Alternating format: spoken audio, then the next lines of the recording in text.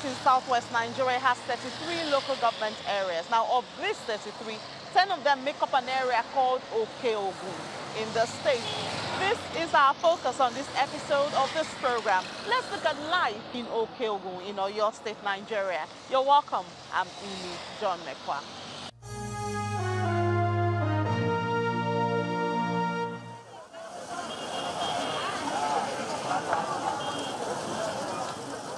Ogun Zone, with an estimated population of 1.5 million, according to the 2006 National Census, covers about 60% of the entire state and is the second largest zone in Oyo State.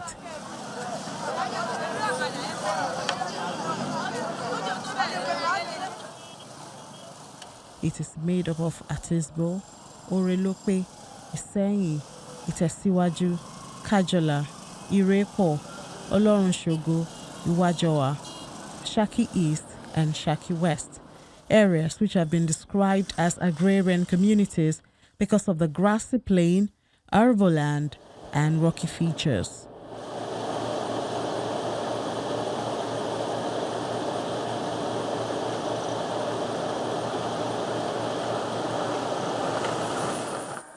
Ogun can be accessed from other parts of the state through 3 routes: Monia Isenyi, Abeokuta Igbora, and Oyo Isenyi roads. None of these 3 routes encourages visitors into the area.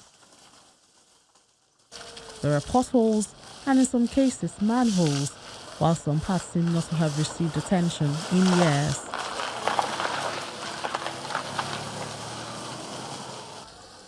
Oluwasegun Philip, a native of Isenyi, is a transporter who deals mostly with farmers and plies Oyo Isenyi Road most of the time. He works with them to move their crops from the farms to the point of production and sometimes sales. This is 7 years. I've been plying this route for about 7 years now. This is where I feed from. I got this bus less than 6 months ago, but look at how it looks now. I got it for about 1.8 million naira. May God have mercy, all because of this road. If I stay too long at this spot, this bus will stop. And once it does that, we would all have to join in pushing it.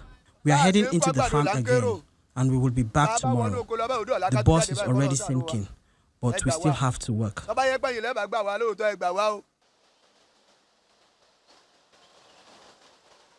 Ogun area is not different. Stories say this bridge was constructed in the early 1900s and has not been expanded nor rehabilitated since then.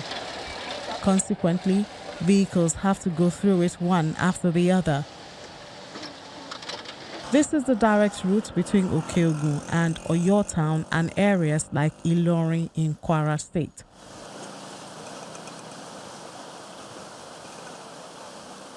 The river increases with the level of rainfall, and users say that at the peak of the rains, the bridge is submerged and cannot be accessed.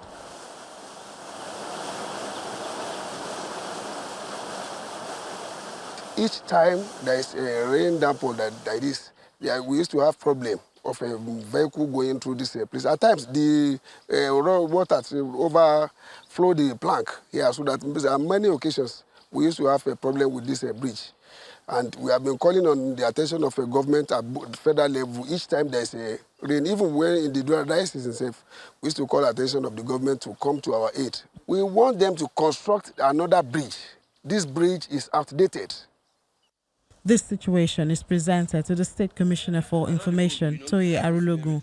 He emphasizes the importance of the area to the state and the efforts to bridge the infrastructural deficit gap in the zone.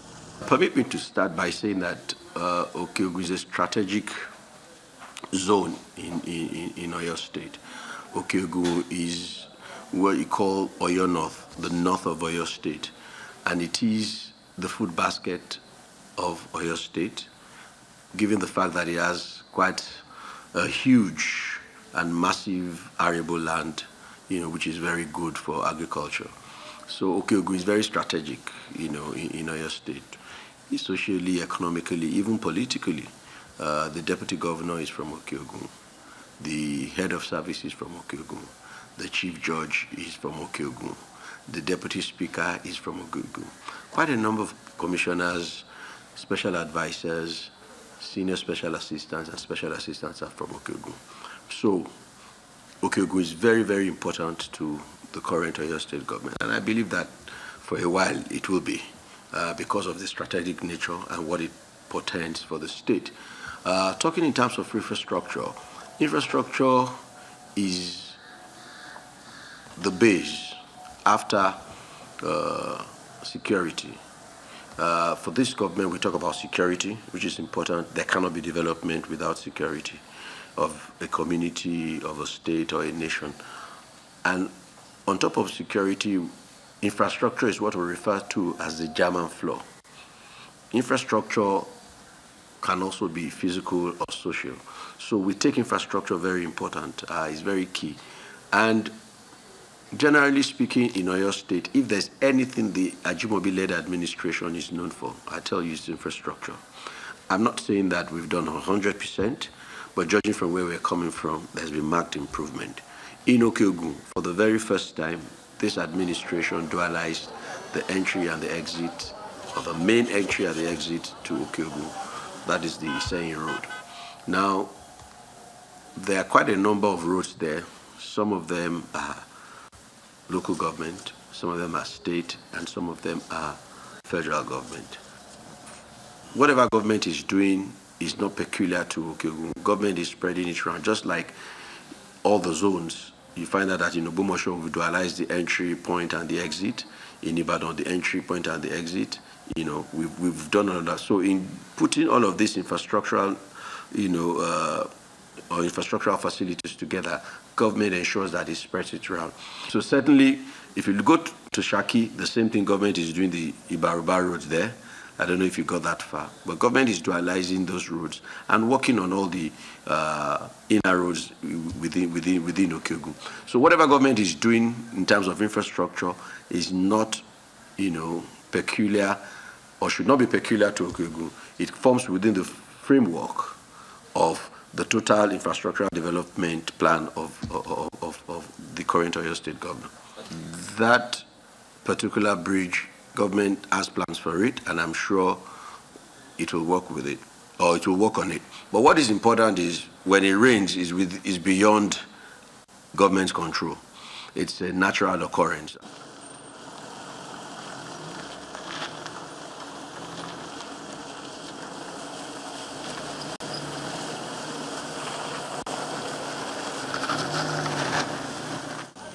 True to its tag as the food basket of the state, evidence of its arable land cannot be missed, and farmers have taken advantage of the opportunities that this present.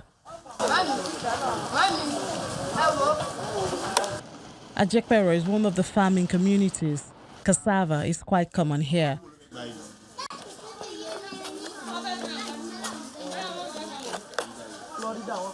A lot of the indigents earn a living from engaging in various levels of farming and processing of the crop. This women buy the cassava from the farmers and go through the process of one of the staple food in the country called gari.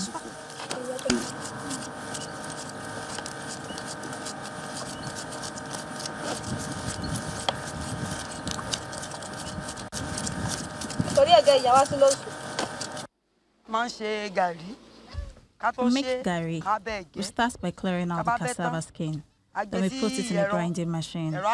We then take it to the jack, and the moist is pressed out of the paste. When it is dried, it will be sieved, then fried on the fire.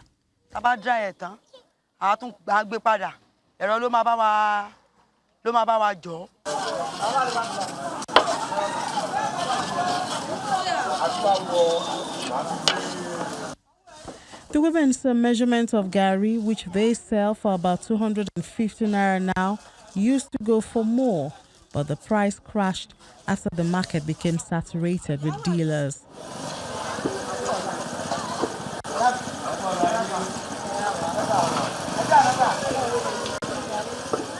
The business is not restricted to the women. Some men here say it's a trade that has existed in their families for generations and is still serving them well. The men have the hard part of this job. The men help to clean and blend, then handle the jack.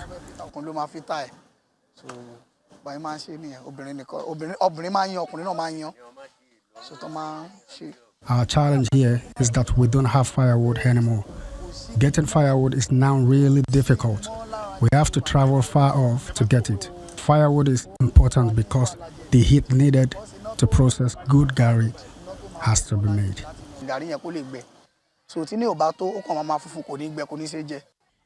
Production rate is slow, the whole process is manual and hectic, and profit has been greatly reduced by the flood, which the farmers say led to the loss of part of their crop.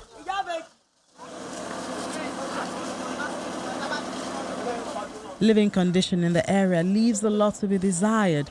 Structures that can hardly be described as accommodating is their home. They have to live here without electricity and potable water supply.